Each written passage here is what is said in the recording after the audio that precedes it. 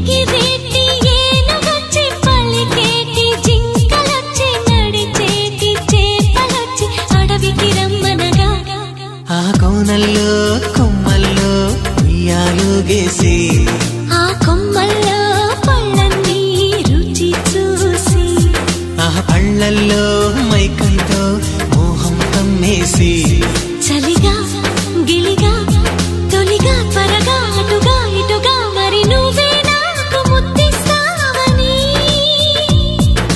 తడివేదాలు ముద్దిస్తావని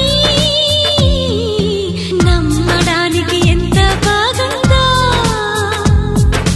నీకోసం రెక్కల గుర్రం ఎక్కి వస్తానని